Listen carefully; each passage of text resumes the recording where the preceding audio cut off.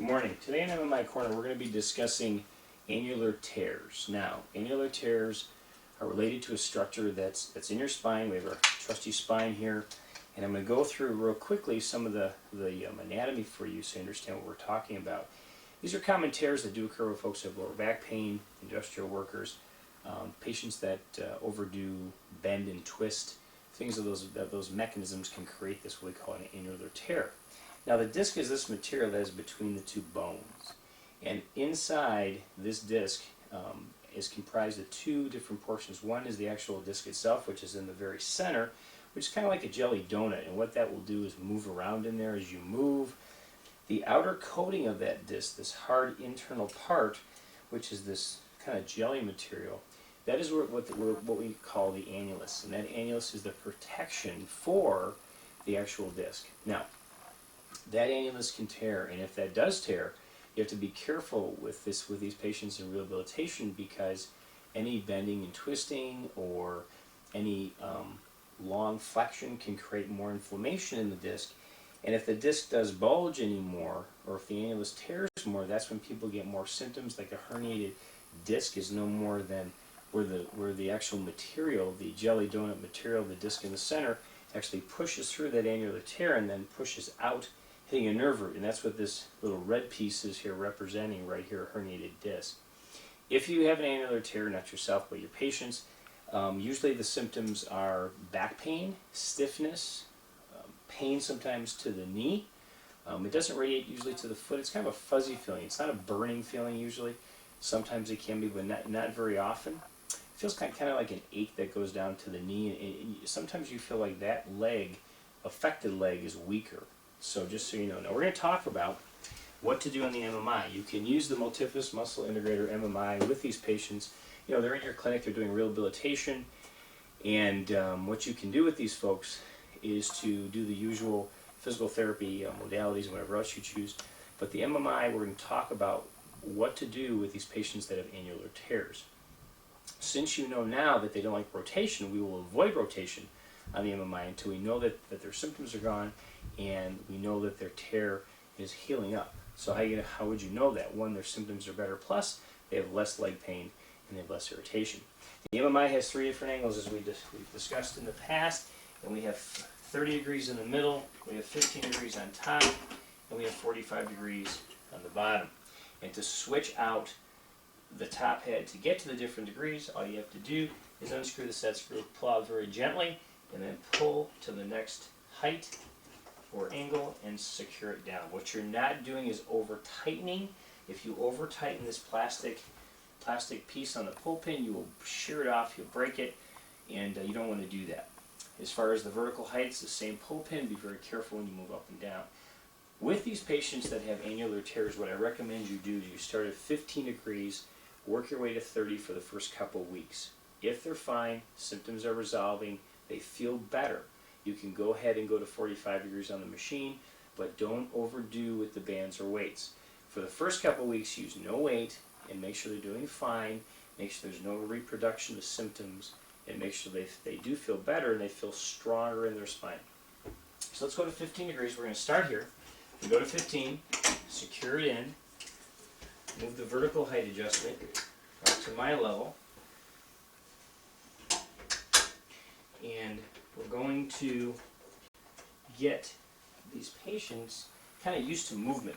They have sometimes what we call a fear avoidance behavior because they don't want to bend over and twist.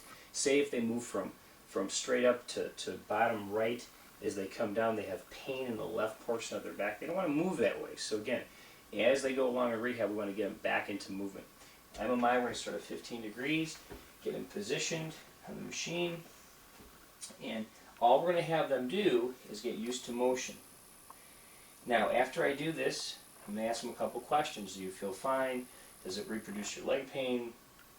Do you have more symptoms? Does it make your leg feel weak? If all those are no, you can keep going and have them do another set on here. Now I recommend that you start off with low repetitions with these folks and then use no weights, and again progress them up to time. So if they're at 10 seconds, we're from the 15, I'd like to take them to a minute and then progress from there. As clinicians, you know your patients and you can pick and choose and you can determine exactly what they need as far as repetition amounts, weights amounts, and then band resistance, which we'll go over. So after 15 degrees, we do number of sets, get them used to that, and then what I like to do is introduce the bands at each angle as I'm going through the angles. So for the bands, simplest way, I left a couple bands in here for you to see. These bands are medically graded, so we have 20 pounds of force, we have 50 pounds of force, and the brown is going to be 40. So to undo them, I just pull up on the band, release, and then I'm set back on the harness, and I take them off of the D-ring, and I'm ready to go. Now, what I don't want to do with that is I don't want to take the bands and load them up too quick. So I'm going to use at 15 degrees, I'm going to use a nice 20-pound band with my patient that has an annular tear, and I'm going to have them just go up and down, and I want them to get used to the actual, what we call lumbopelvic rhythm, which is one of the premises on the MMI, because you're actually working through the range of motion, through their lumbopelvic rhythm, versus just taking the bands and coming straight up in the air like this, where I'm not really arcing, bending my pelvis. There's a big difference, and they will feel a difference. So what I do, how do I do this? What I do is I have them go ahead and use the bands till they get tired. Okay. If I do 8 reps, they might get tired at 8, might get tired at 10, so what I like to do is I say, do it till you get tired and then stop. And they'll have them do 2 or 3 sets there, but I will not put on anything more than 20 pounds of force, the purple band, until I know they've gone through a week or so with the MMI, and then I progress them up to a different band where, say, 40 pounds. Now, the nice thing is, with this system, this band system, being medically graded, but also you can have variable weights on either side. So, let's assume that the left side of L4, okay, waist level, has an annular tear. So, they come in, do rehab. I'm going to keep the 20-pound band on there, on the left. But then I can take the right side and put a 40-pound band on, and I can work the right side a little bit tougher, but keep the left side at that 20 pounds if they're having a little bit of issue with any symptoms or any reproduction. So again, you can change each side separately, and you can do independent strength on each one. Next, we're going to go to 30 degrees. I undo the set screw. I move it down to 30. Again, not over tightening, very gentle tightening on this machine. I turn this down. I move it to the next level down. I secure it in. And again, the way these vertical knobs are even made, and the angle changing knob, is there's teeth on there. So as you tighten it down, it kind of grabs, and that's as far as you need to go, just so you know. So as far as, again, this patient, we have an annular tear at L4. I have him leaning on a pad. Now I tell him, I want you to lean on the pad, and then I want you to feel how it feels to bend over 30 degrees. If they say to you that they have reproduction of symptoms at this level, but they do not have reproduction of symptoms at this level, I will have them just go to this level. And I have them just go up and down, feeling from 0 to, say, 20 degrees versus 30 degrees, so they can get an idea what that feels like, and get rid of that fear avoidance behavior, but still strengthening my lower back, all the way from my buttock, all the way up to the middle of my back. So as I do that, just do 10 reps with these folks, and I just want them to get in a nice rhythm, get the feel. They feel that their pelvis roll over the pad and then back down. I also have them do a side flexion at 30. The nice thing about the MMI, which I like a lot, is I can do side flexion, and I can have it controlled with no resistance and with band resistance. So let's take 30. Since we're here, I want to make sure for the pads, I don't want to smash the side bone or the trochanter for the clinicians that are listening, and I want to make sure I'm supported. And what I'm going to do is have my patient cross their arms in front and then side flex from point A to point B. Now, if it feels like it's too high, they'll tell you, and you can move the pad down. Then what I'm going to do, if they're fine, there's no symptoms, there's no reproduction of symptoms with these folks, I'm going to have them grab a band, which is 20 pounds, and now I have resistance from left to right.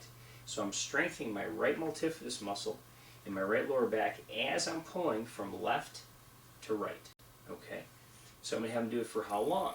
Well, they could do it for time, which is what I usually like to do with these folks, and then when they get a little tired, then I have them stop, I have them grab the right side handlebar and put it back on the T-bar.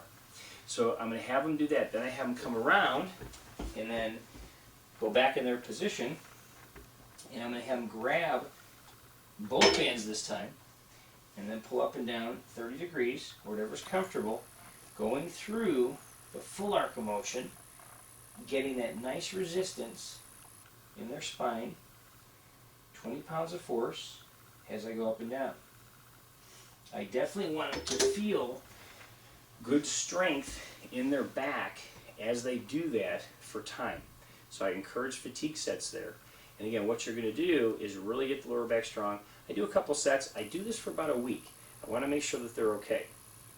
Once they come back in a week, they come back to your clinic, do the rehabilitation again. I'm going to increase the actual resistance of the bands. You can use weights as well with these people. Again, start with 2 pounds. I know it seems kind of light as far as their weight amount, but remember their trunk weighs 56.6% of their body weight. So when you have them moving on the MMI and they're moving from their pelvis, they're still using weight against their back. They're still using their own body weight to strengthen their lower back. So, to review, start at 15 degrees, go to 30, do that for a couple weeks, use light band resistance, avoid rotation, okay? And then go to 45 after a couple weeks and see how that feels for these folks. Then when you're going to progress from, say, 20 pounds of force, which is a purple band, progress up to brown, which is going to be 40, and then you can start changing different denominations of weight with the band resistance. It's all up to you as far as clinicians to determine what's best. The key here is not to have them go over too far, not to have them wrench up too much weight, and not to go too fast. The power in their legs does come from where? From their spine. So again, as they strengthen their back, you want the symptoms to resolve, and you want their legs to feel stronger. If you have any questions about annular tears, any other questions on the MMI, you can contact me directly at my website and exclusivept.com. Ask me any questions you want regarding the machine setups, maintenance, whatever you need. I appreciate your time. Thank you.